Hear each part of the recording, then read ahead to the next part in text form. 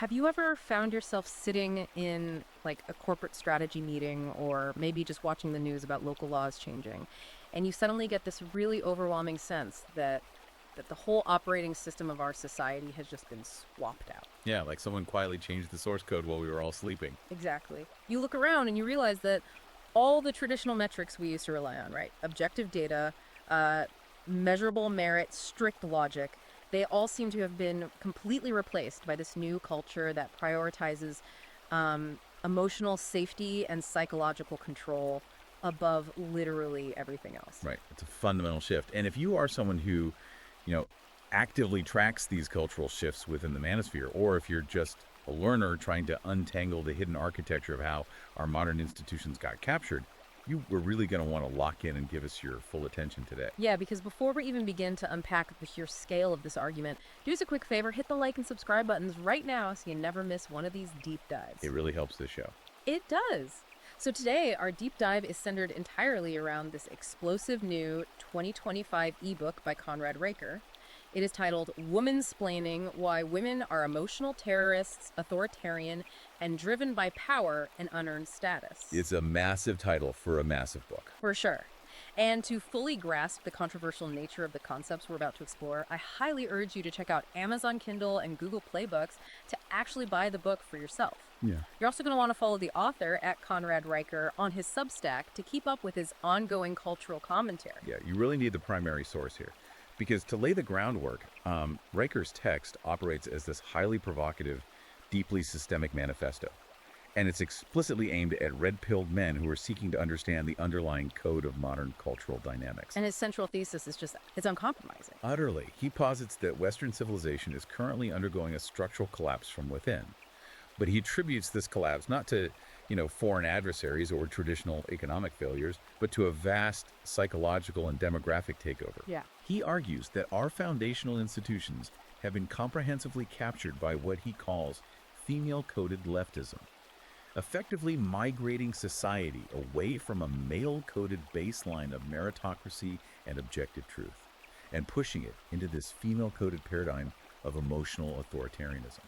And just as a really quick but essential reminder for everyone listening right now, we are diving into some highly polarizing, completely culturally radioactive territory today. Oh, absolutely radioactive. Right, and because this material touches on the very core of our modern political and gender dynamics, our goal here is absolutely not to take a side. Right, no endorsements here. Exactly. We are not endorsing, we are not condemning the viewpoints presented in the text. Our role is strictly to act as your impartial guides. We're just breaking down the architecture of these arguments so you can clearly understand the mechanics of what is driving this really influential sector of cultural debate. And that neutrality is paramount. Because regardless of where your personal politics lie, understanding the mechanical structure of Riker's argument it's crucial for navigating the modern institutional landscape. He's articulating a framework that resonates deeply within certain spheres. Yeah, and analyzing the how and the why of his data points gives us this crazy window into how institutional power is being fought over right now. So let's actually start with the foundational premise of his entire worldview.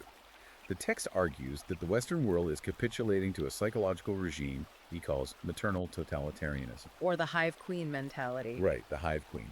And what immediately stands out to me is how Riker completely severs modern progressive ideology from traditional Marxist class struggle. Yeah, that was fascinating because we are so used to hearing cultural shifts described in terms of, the proletariat and the bourgeoisie, the rich versus the poor. Exactly, but Riker argues that modern leftism isn't about economics at all.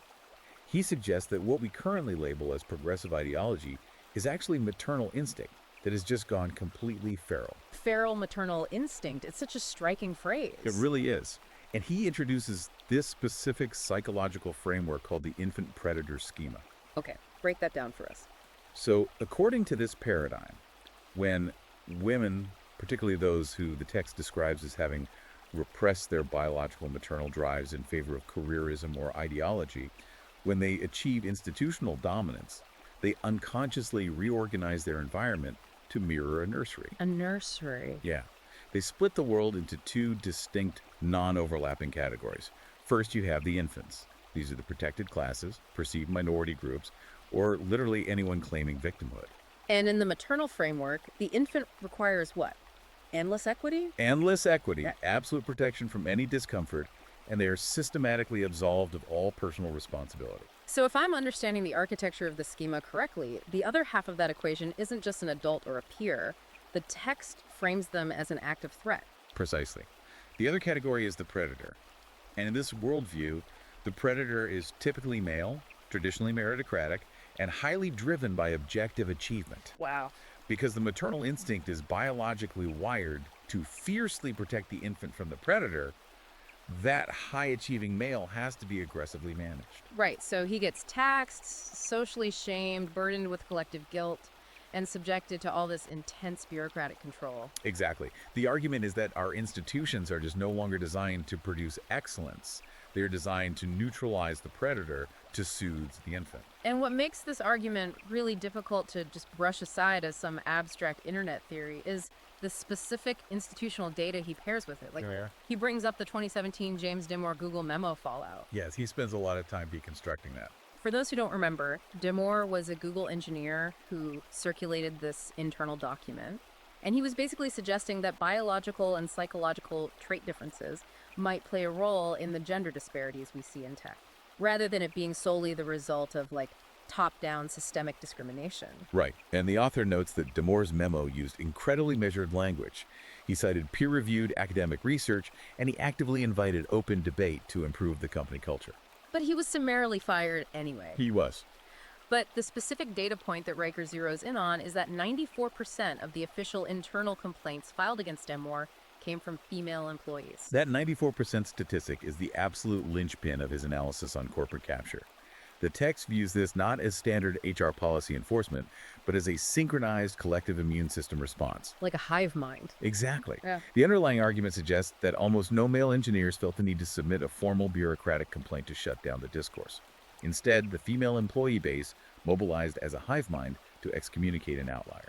Because his reliance on strict logic and biological data disrupted their emotional equilibrium. Right. The text asserts that in the court of the hive queen, consensus will always trump competence, and subjective feelings will always overrule objective facts. It's a profound reframing of how corporate dynamics work. You aren't just looking at coworkers having a disagreement, you're looking at two entirely different biological imperatives clashing in a boardroom. And he scales this up. The author provides another really stark example from the University of Oregon around 2022. Oh, the tenure case. Yeah. We're presented with a male professor up for tenure. According to the text, his publication record, his actual measurable output of academic excellence, was stronger than 85% of his already tenured colleagues. So by any traditional metric of meritocracy, the tenure is a mathematical certainty. It should be, but the application is denied. And the reason is wild. 3 anonymous female faculty members submitted reviews citing emotional discomfort when in his presence. No documented HR violations. None.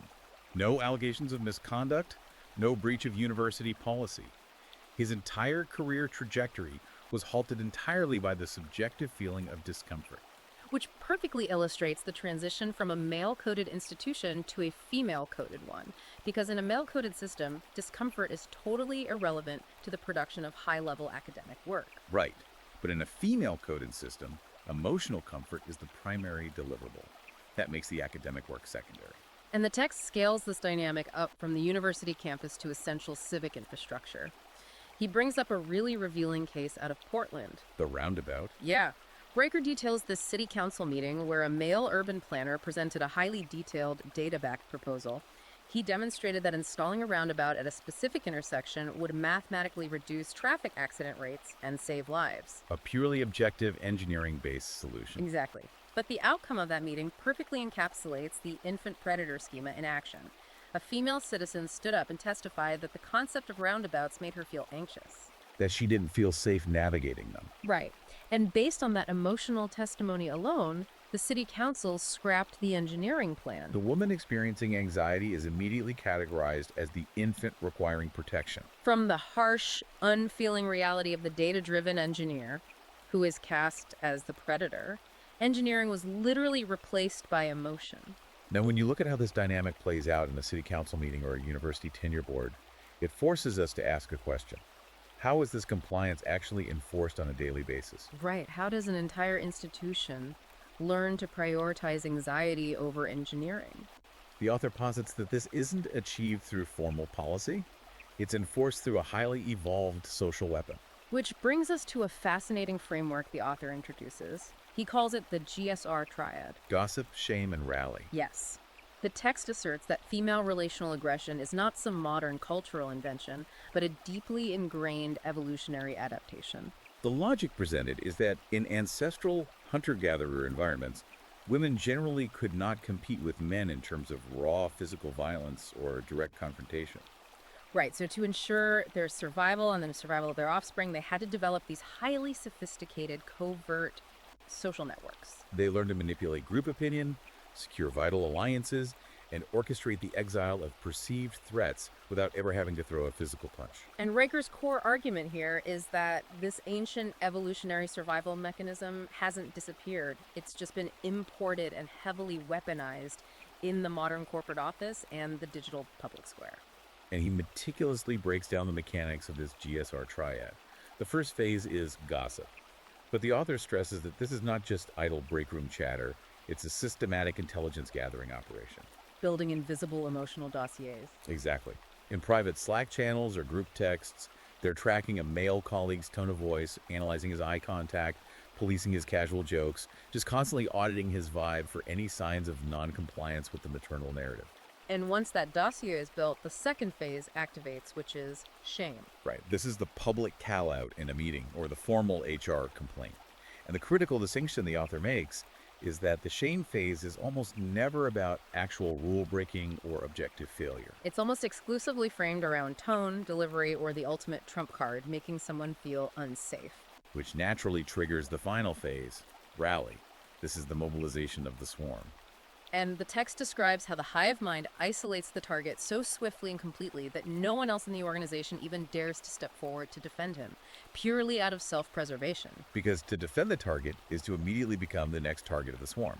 The author points out that female bonding, in this context, functions less like traditional friendship built on shared interests, and more like alliance formation and continuous surveillance. The group prioritizes maintaining cohesion over discovering objective truth. They demand absolute loyalty to the hive over any concept of individual justice. And the text supports this theoretical framework with some truly surreal sociological observations. Take the Dallas PTA field study from 2023 that he cites. Oh, this one was wild. Yeah. Researchers observed the dynamics of a suburban parent-teacher association where a local father was effectively blacklisted and socially exiled from the entire community. And his supposed transgression was that he attended a school event wearing jeans. Yes. A cluster of influential mothers, a group the text categorizes under the archetype of the Karen network, collectively decided that his casual attire projected a vibe that was too dominant. And insufficiently deferential to their space. And the mechanics of that exile are what the author finds so revealing, because there was no formal committee vote to ban him. There was no direct confrontation. It was a silent, suffocating exclusion fueled entirely by the gossip and rally phases of the triad, until the social pressure became so toxic that the family literally pulled their children out of the school district. It perfectly demonstrates the text's assertion that women do not require formal, documented authority to wield devastating institutional power. They operate through shadow networks that dictate the social reality. And we see the exact same shadow network operate in a professional setting with the Toronto teacher example he gives. Right, the high school teacher. Yeah, a male high school teacher was reviewing a student's essay titled My Pronoun Joy. Operating under the baseline of objective grammar, the teacher simply corrected the title. He noted that the word joy, functioning as a noun in that context, does not take a possessive apostrophe. A purely mechanical educational correction. Exactly. But the fallout. 6 of his female colleagues, none of whom even taught in the English department, launched identical coordinated HR complaints accusing him of cultivating a hostile environment. And he was suspended from his job. That is the rally phase, operating at peak efficiency. The objective truth of the grammatical rule was completely irrelevant. He was punished by the swarm for failing to prioritize the emotional affirmation of the student's identity. And the text provides another corporate example from Silicon Valley. A male data analyst reviewed a financial model created by a female manager and correctly identified a mathematical formula error. And instead of debating the math, because objective math cannot be emotionally manipulated, the female manager initiated the gossip phase. She told her shadow network that she felt undermined by his correction, which sparked a 6-week covert whisper campaign entirely focused on his hostile communication style. After 5 informal, undocumented complaints were circulated among upper management, the analyst was quietly pushed out of his role. Now, if the enforcement mechanism of this culture is built entirely on manipulating emotional reality to bypass objective truth, it forces us to deeply examine the psychological baseline of that emotional reality. And Riker argues that these tactics are so devastatingly effective because modern institutions have adopted a profoundly unstable psychological model as their new standard operating procedure. Which transitions us into what is undoubtedly the most controversial psychological diagnosis the author makes regarding modern culture. The text posits that society has essentially adopted the BPD spectrum as our new normalized cultural baseline. For those familiar with clinical psychology, BPD refers to borderline personality disorder. The author breaks down the hallmark clinical traits of DPD. Right. An intense, paralyzing fear of abandonment, severe identity disturbance, extreme emotional volatility. And a very specific psychological defense mechanism known as splitting. Splitting, let's talk about that. Splitting is the tendency to view the world in absolute black and white terms. A person is either idealized as a flawless savior or instantly devalued as an irredeemable monster. There is absolutely no capacity to process nuance or gray areas. And the author's provocative thesis is that these specific traits are no longer diagnosed as pathological exceptions requiring clinical treatment. Instead, through the lens of modern socialization and certain feminist frameworks, these symptoms have been actively rebranded and culturally rewarded. Extreme emotional volatility is no longer viewed as instability. It is celebrated as being passionate and deeply empathetic. Having a fractured or unstable sense of identity is applauded as being fluid and authentically exploring one's truth. And that concept of splitting. The author argues that splitting is the exact psychological engine that powers modern cancel culture. Yes. If we take that framework and apply it to how public discourse operates today, it perfectly explains why a public figure, or even just a man in a private relationship, can go from being the hero to the ultimate villain overnight over the most microscopic perceived slight. Because the splitting mindset allows for no nuance, no context, and no right to a defense. The exile it demands is absolute and immediate. To illustrate how this borderline behavior is actively cheered on by the culture, the text dissects a viral story involving a 17-page Google Doc breakup. Oh, this is a prime example. Right. A woman drafted a 17-page manifesto titled "The Truth About Why You Failed Me," aimed at her ex-boyfriend. It was meticulously formatted with footnotes, bulleted lists of his emotional failures, and even a QR code that linked to a podcast she recorded dissecting his character flaws. She weaponized this highly organized document to systematically and publicly humiliate him across social media. And Riker points out that a decade ago, society would have collectively viewed the creation of a 17-page, footnoted breakup dossier as deeply disturbed behavior. But today, the internet consensus championed her. They cheered it on as a stunning act of empowerment, praising her for holding him accountable and owning her truth. It was the complete normalization of psychological splitting and emotional terrorism. The text pairs this with another startling example from a massive Reddit relationship forum. A woman posted that she demanded a 500-word, formally written apology letter from her boyfriend. Why? Because he failed to notice she'd gotten a new haircut. You kidding? No. And the boyfriend, attempting to comply with her emotional reality, wrote a sincere 4-sentence apology. She publicly rejected it on the forum as insufficient and actively framed his short response as literal proof of ongoing emotional abuse. The author uses this to brilliantly illustrate how injury is intentionally manufactured to extract submission. The haircut was never the issue. The demand for absolute behavioral control was the true objective. Which brings us to the author's precise definition of the Karen. The text argues that the Karen is not simply a funny internet meme about complaining to the manager. He defines the Karen as a highly specific cultural archetype, typically midlife women who possess intensely repressed maternal instincts. They then substitute the biological power of raising and controlling children with the power of policing and controlling service workers, strangers, and the general public. He points to a widely circulated viral video of a woman having an uninterrupted 45-minute meltdown on TikTok. She's screaming into the camera about class warfare, ecofascism, and systemic oppression. All because a local convenience store charged her a mandatory 25-cent fee for a paper shopping bag. Exactly. The author observes that she is not making a rational consumer complaint to get a quarter refunded. She is utilizing a manufactured crisis to establish dominion over her environment. The text connects this back to the BPD spectrum, suggesting that this constant need to externalize blame and manufacture outrage occurs because these individuals lack a stable internal identity. They fundamentally require external validation and the subjugation of others to regulate their own chaotic nervous systems. Now, a listener absorbing all of this might naturally ask a very pragmatic question. If these tactics, the splitting, the public tantrums, the relentless gossip, the manufactured grievances, if they are so deeply irrational, why do they work so incredibly well against men? Why do high-level executives and logical institutions capitulate to them so consistently? Right, and the author answers this by arguing that we are not just dealing with social conditioning, we are dealing with biological warfare. The text argues that tears and the strategic claim of feeling unsafe are actual biological weapons utilized to completely bypass male logic. This is where the text heavily integrates evolutionary biology into its sociological critique. Riker anchors this argument on a landmark 2011 Israeli study published in the journal Science. The researchers conducted an experiment where men were exposed to the physical scent of women's emotional tears, and the biological data was undeniable. Upon smelling the tears, the men's testosterone levels measurably plummeted, their aggressive and competitive tendencies significantly dropped, and their cognitive ability to make complex analytical decisions was fundamentally weakened. That is a staggering biological reality. The tears literally carry a pheromonal cocktail that hacks the male neurological system. And the author uses this data to argue that female tears in a professional or conflict setting are almost never a genuine expression of profound sadness. They are a highly evolved biological dominance display. They're designed to extract immediate concessions by triggering deeply ingrained male caregiving circuits. Evolution has wired the male brain to instantly soothe the crying female. Which means the moment the tears appear, the man immediately abandons all rational analysis of the facts being debated.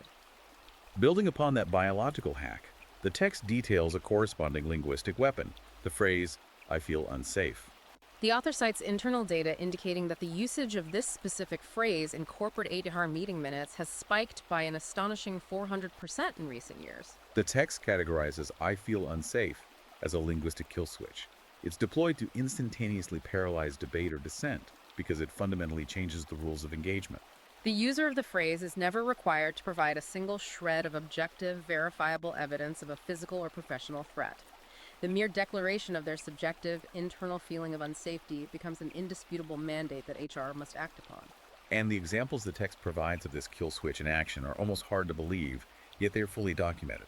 Like the incident of the woman at a major tech conference who burst into hysterical tears simply because the catered coffee station only offered almond milk rather than her preferred oat milk. And when a male colleague logically suggested she could just walk to the coffee shop next door, she began sobbing even harder. The institutional response. The male colleague was formally reprimanded by the conference organizers for displaying weaponized fragility and for invalidating her lived experience. The author then moves from the corporate conference room to the legal system to demonstrate how this weaponization of emotion scales to the highest levels of civic authority. Right, he details a highly publicized legal case in New York where a woman sued her ex-husband for $500,000 in retroactive compensation for what she termed invisible labor. She defined this labor as the mental load of scheduling his dental appointments and reminding him of his own mother's birthday during their marriage. While the judge ultimately dismissed the suit, the author points out that mainstream media outlets completely heralded her as a feminist pioneer. The text argues this is a deliberate attempt to frame the basic transactional duties of an adult partnership as systemic martyrdom. And the text pushes this analysis into even darker territory. It cites a harrowing legal case in the United Kingdom where a woman physically stabbed her landlord during a heated dispute over rent payments. And when the case went to trial, her primary legal defense was to blame premenstrual syndrome. Her lawyers argued that her hormones were raging and she was emotionally dysregulated. The judge actually accepted this biological defense and handed down a significantly reduced sentence with absolutely no jail time. The author points to this verdict as the ultimate terrifying proof that Western legal systems are beginning to institutionalize female emotional volatility as a valid, state-sanctioned excuse for literal violence. When you scale this biological and linguistic weaponization of emotion across entire economies, The text argues it leads inevitably to the total systemic dismantling of meritocracy. Which brings us to the author's analysis of the modern workplace, which he describes not as a center of industry or innovation, but as an institutional daycare. He asserts that female-dominated human resources and diversity, equity, and inclusion departments have effectively staged a coup and now actively exist to punish male competence. The imagery the text uses is incredibly potent. The author suggests that the concept of accountability, the idea that you are judged solely by the quality and quantity of your output, has been completely eradicated and replaced with mandatory affirmation. Men in the corporate sphere are no longer treated as autonomous professional peers. They are managed as disobedient children who require constant surveillance by female therapeutic wardens who monitor their tone, their volume, and their compliance with the emotional consensus. This is the operationalization of maternal totalitarianism that we discussed earlier. The author expands on the theory, arguing that when women in positions of corporate power repress their biological urge for actual motherhood, that intense evolutionary drive to nurture and control an infant does not simply vanish into the ether. It metastasizes. It aggressively redirects itself into policing the behavior of adult men. This psychological redirection results in highly authoritarian, suffocating workplace policies that are strategically cloaked in the unassailable language of care, empathy, and compassionate leadership. The text provides staggering examples of this war on merit, like the performance review of a top-tier male engineer at Microsoft.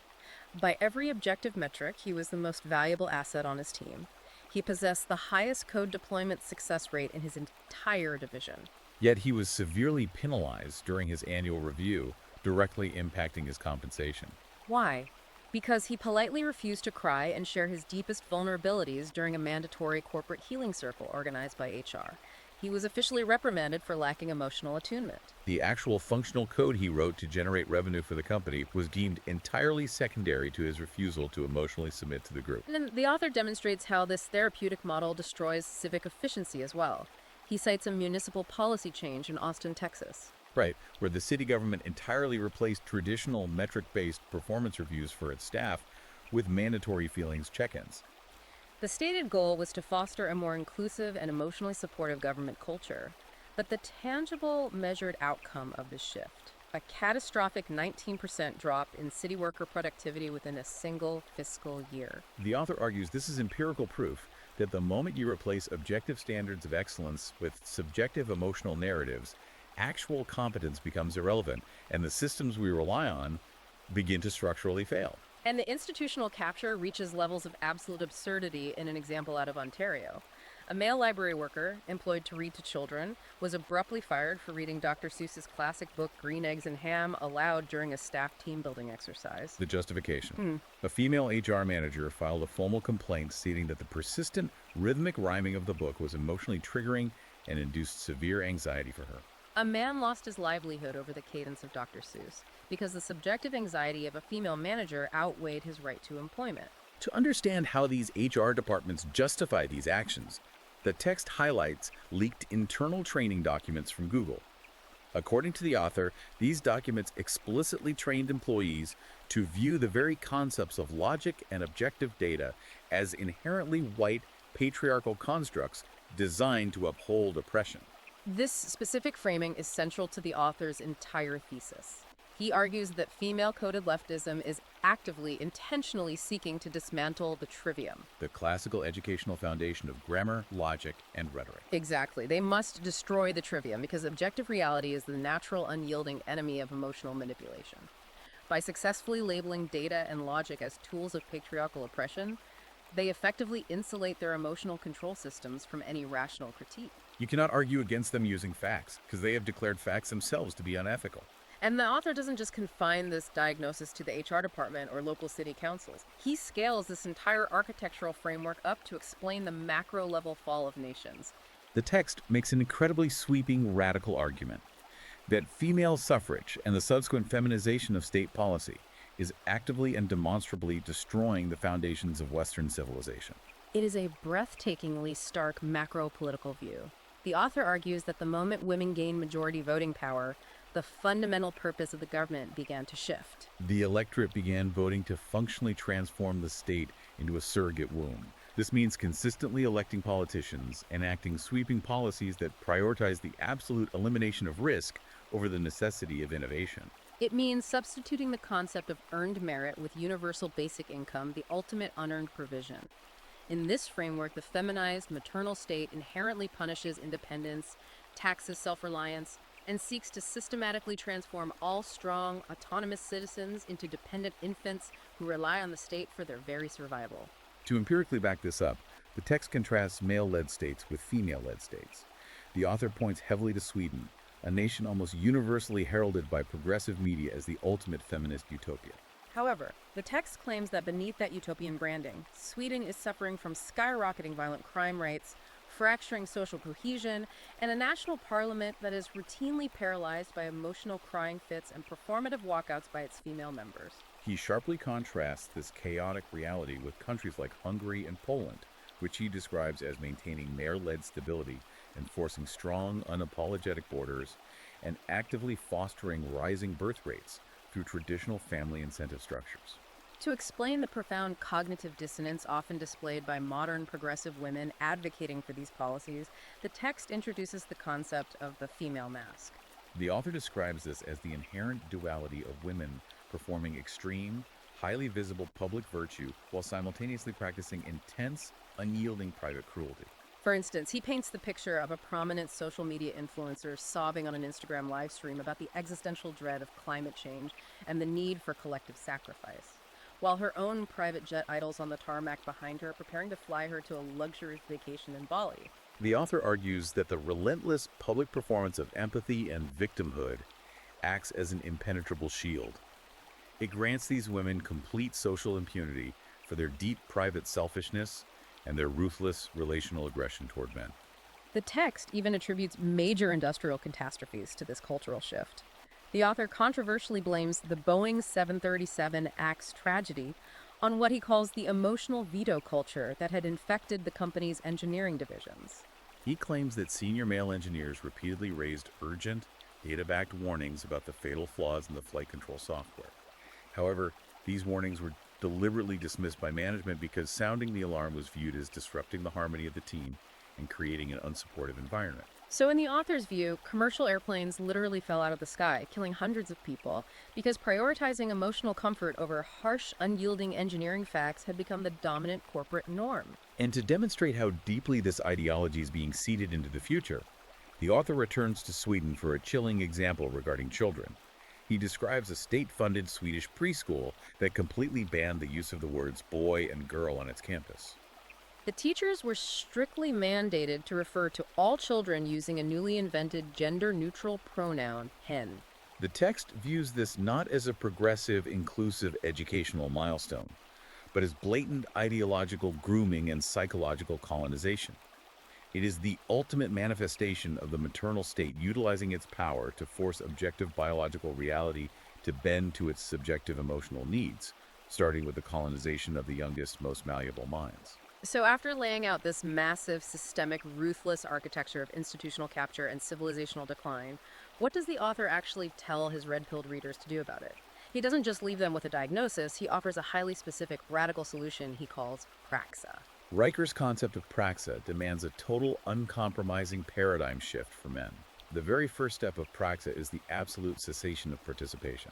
The author argues that men must immediately and entirely stop seeking validation from these corrupted, female-dominated systems. Whether it is attempting to climb the corporate ladder within a DEI-captured HR environment, navigating the emotionally manipulative landscape of modern dating, or participating in the mainstream political apparatus, the text asserts that men are playing a rigged game. You simply cannot win a game where the rules are entirely based on the shifting, subjective sands of emotional reality. Right, the text essentially tells men to pull the ripcord and exit, to take their competence, their logic, and their resources and build entirely parallel systems. The author mandates that these new parallel institutions must be built strictly and exclusively upon the trivium, logic, rhetoric, and grammar.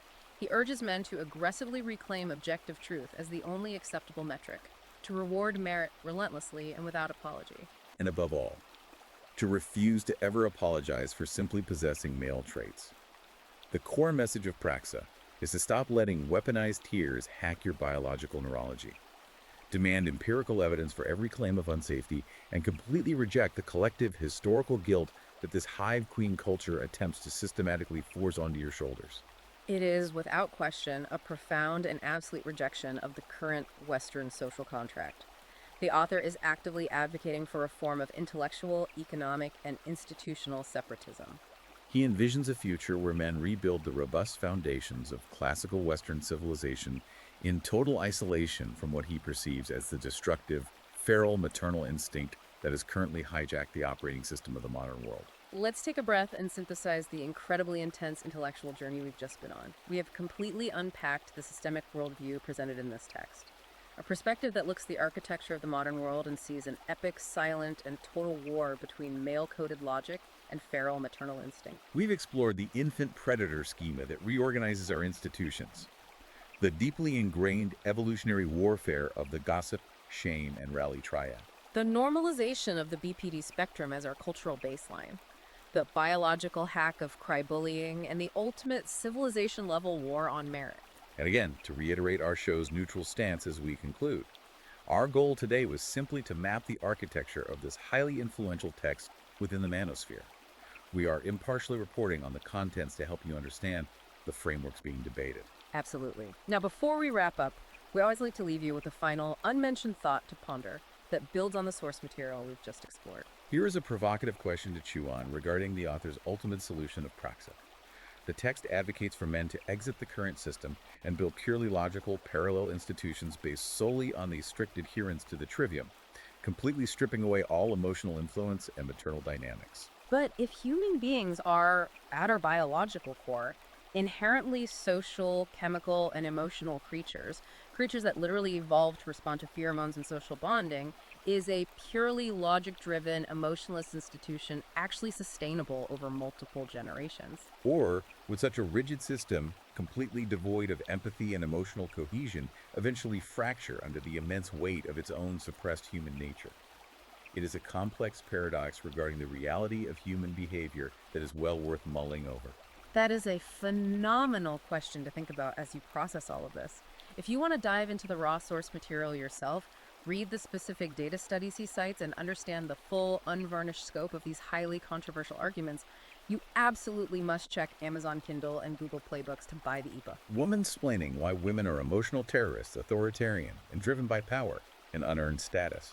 It is undeniably a text that will challenge your preconceptions and force you to examine the structural mechanics of society, regardless of your personal worldview. Make sure to follow the author at Conrad Riker at his Substack to read more of his ongoing cultural analysis. And finally, if you appreciated the depth of this deep dive and want us to keep unpacking the most fascinating and polarizing sources out there, please remember to hit the like button and subscribe to the show. We will see you next time on The Deep Dive.